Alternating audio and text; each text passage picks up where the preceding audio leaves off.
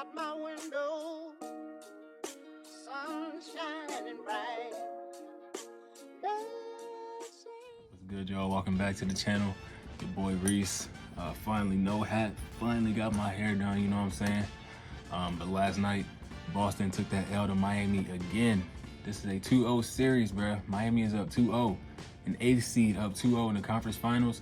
You couldn't have told me this shit would have been happening at the beginning of the season, especially with the way the Miami Heat started the season. Nah, no way you would have told me they was up 2-0 on Boston Celtics. Coming into this game, though, in the playoffs, Bam Adebayo, whenever he scores 20 or more points, the Miami Heat are undefeated. 5-0 coming into this game, now 6-0. He dropped 22 and 19 rebounds last night, 17 or 19 rebounds, and was just 1 assist shy of a triple-double. Beautiful defensive work by Bam Adebayo all night. His aggression early in the game, I loved it. Just attacking the rim, that mindset in the first quarter, especially in the first half, even though his shots weren't really falling. He was making it tough on the defensive end for people to get it going, crashing the glass. I think he had 8 first half rebounds. And like I said, he finished the game with 17 or 19. So he was really making it a point to, control the boards tonight, aggressively going after them rebounds. I'm not even gonna cap. That last offensive rebound that he got to put them up by 5, slamming it down with that force. He was trying to make a statement right there that the Miami Heat are here. And he also is here. He doesn't need to score 30 points per game like people really want him to. I would love to see Bam Adebayo average 30 at one point in his career, but that's probably just not the player he's going to become or ever be. But as long as you get the effort defensively and on the rebounding, his points shouldn't really matter unless he's just on some Anthony Davis shit.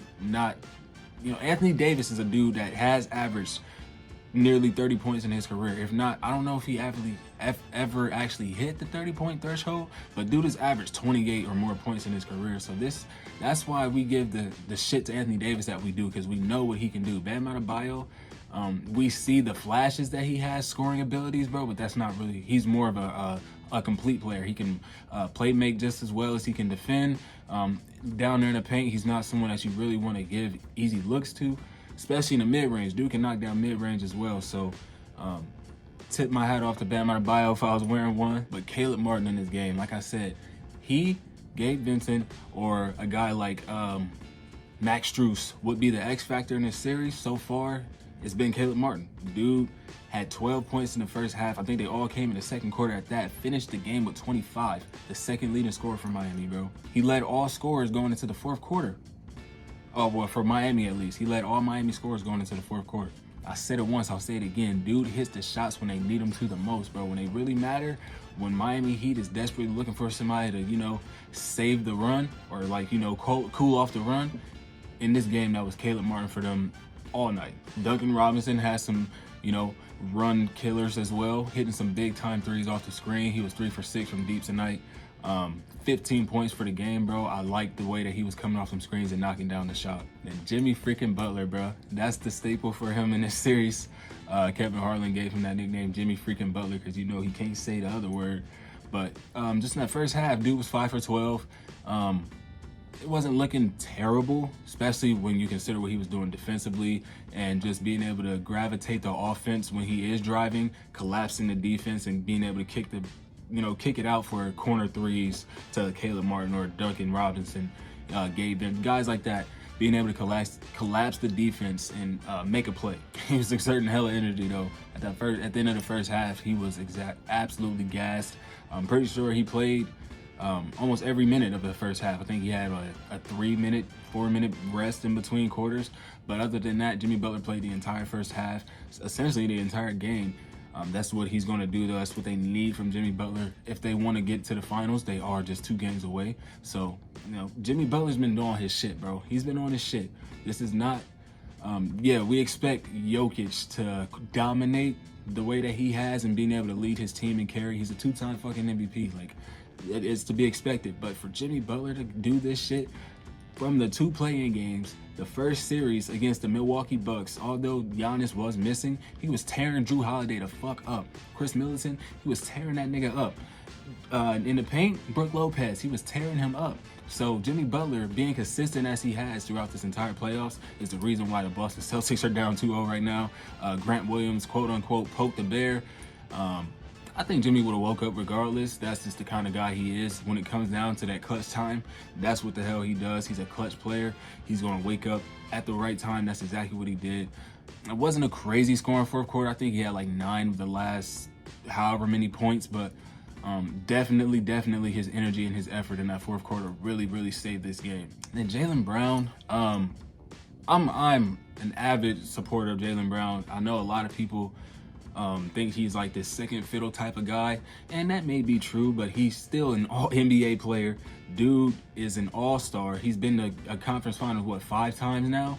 So he's a proven player, but in this playoffs, he has been up and down. I'm not even gonna lie. I said it a couple videos ago. He's been our most consistent player. That's facts. But it has been up and down. He was 1 for 7 in that first quarter on like bad shots. A few of them were at the rim where he was just missing.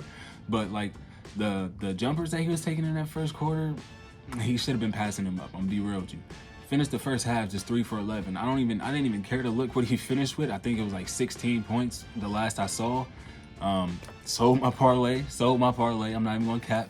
But yeah, Jaylen Brown, I don't know what it was in this game.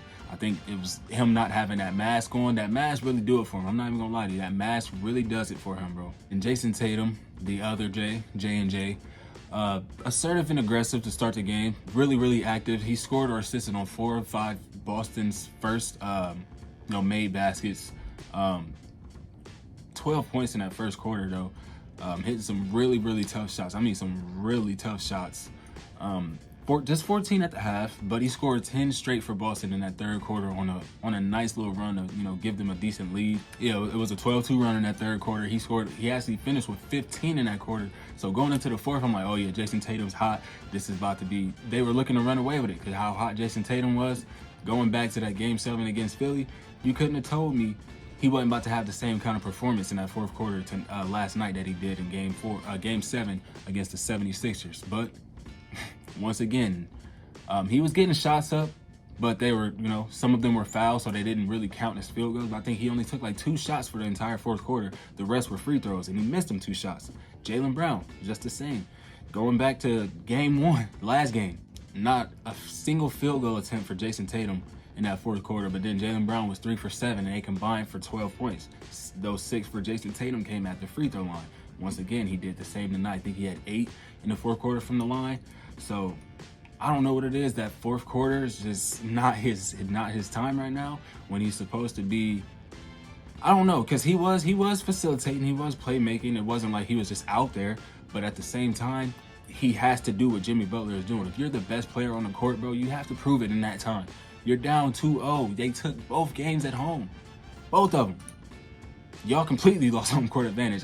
Had y'all lost Game 1, came back and won tonight, y'all would have regained home court advantage. But now it's completely gone. Completely gone. I don't know how it works if they win Game 3 in Miami. Do they get it back because they just lost the 2 at home? I don't know. But that's out the window now. It definitely was a game of runs though. This was hella runs in this game. An 11-2 run for Boston in that first quarter. They took a 1-point lead, and then it ended up being a 21-2 extended run to go up by 11. Spo had to call that timeout. All that happened with Jaylen Brown on the bench though. This is the first half, back into that first quarter, going into that second quarter. That all happened with Jaylen Brown on the bench.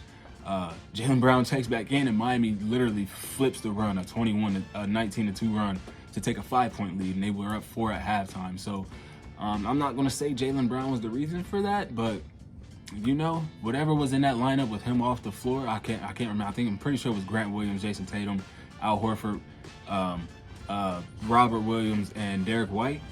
That was working for them. That run was immaculate. Derek White was hitting some big-time threes in that first half. He hit 3 of them, 9 points.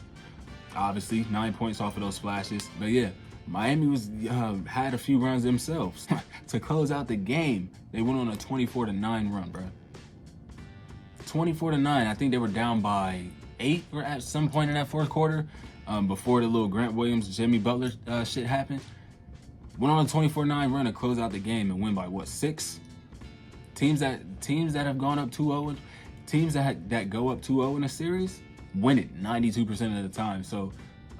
Statistics are on the Miami Heat side, saying that they should win this series, being up 2-0, especially taking 2 in Boston. It took 2 in Boston, so it's looking good for them going back to Miami, especially the way that Jimmy Butler is playing. Not only playing, but looking like, when you talk about just straight basketball, bro, Jimmy Butler is as locked in as I've ever seen him be, bro. So it's scary hours going back to Miami for Boston, bro. Real talk. And even though Grant Williams was getting the work down late in that fourth quarter from Jimmy, dude had a stellar game. He had I think like 9 or 10 points in that fourth quarter, more than Jason Tatum and Jaylen Brown. His defense was looking real good all game, really making it tough down low for Bam Adebayo at points of time, smacking the ball out of his hands and creating turnovers. His effort was there all night. And then even in the post-game interview, he's like, I poked the bear, but I'm never going to stop giving my effort. I'm always going to be that guy. And him and Jimmy Butler both stated that they both respect each other. It's just healthy competition. And I love to see that, bro. I love to see that. Friendly shit is cool at times, bro, but when it's really time to get nitty and gritty, bro, that's what I love to see. That face-to-face shit, bro, it got double text, bro, but that was it. They left it at that. Wasn't none of that extra tussling and shit. It was healthy competition. You love to see it. Tonight, we have the Los Angeles Lakers taking on the Denver Nuggets in LA. Luckily for them, they are undefeated at home in this postseason. Same with Miami Heat. They are undefeated at home in this postseason. That's what I'm saying. It's scary hours for Jason Tatum and the Boston Celtics. People are calling for Joe Mazzulla's job already. Dude got an extension before he ever made the postseason, and he's getting outcoached. And he got outcoached in both of these series. I'm not even gonna lie. Outcoached in the Philly series. I don't know if I could really say that, but they were down 3-2. So, you know what I'm saying? There was some things that Joe Mazzulla could have touched up on in that Philly series. Obviously, they got out of there, so, let it be bygones at this point. But you see, a rookie coach, he's kind of crumbling under that pressure. And then, not to mention, your 2 stars can't show up when it matters the most. So, I don't really see, other than the 51 points from Jason Tatum in Game 7, I don't really see Jaylen Brown or Tatum really going off in this next couple games to try to, not get swept. And that's what they need to be doing. But the way that the Miami Heat have been locking in on them, it's just going to be tough for them to get it going, bro. I'm going to just be honest with you. I'm not saying this series is wrapped, but I don't think they're taking both games in Miami. I don't believe that. So they might be going back to the TD Garden if they get the chance to, down 3-1, and you know what happens with 3-1 leads. It's almost impossible to come back from. So, like I said, tonight LA taking on Denver. They are down 2-0 as well, but undefeated at home. So, maybe they can get these 2 games and tie up this series and make it a decent looking series. Down 21 in game 1, brought it all the way back just to lose by 6. Similar type of game happened in that late in that game in game 2, to where they were down, fought back, and made it look somewhat respectable, but at the same time, it just wasn't enough. Jamal Murray damn near outscored them for the quarter. So lineup changes, please. If I watch this game and D'Angelo Russell is starting, I swear to God, I swear to you, I am not watching this fucking game. I will turn that shit off. D'Angelo Russell should not be starting in this game. But I'm gonna end it like that. It's getting a little bit too long. I hate when it gets past 10 minutes. I'm not even gonna lie, but I kind of had a lot to say. But I appreciate y'all tuning in. Check out that Lakers game later on. It should be a good one. Yeah, just thank y'all, bro. Subscribe if you're new, like the video, comment down below. I'll catch y'all in the next one. Hopefully it's tomorrow. I work early in the morning, so I don't know what's going on. I was lucky to come and film this video today for y'all, so just appreciate y'all sticking around, bro. But I'm out of here. It's been Reese as always. Peace.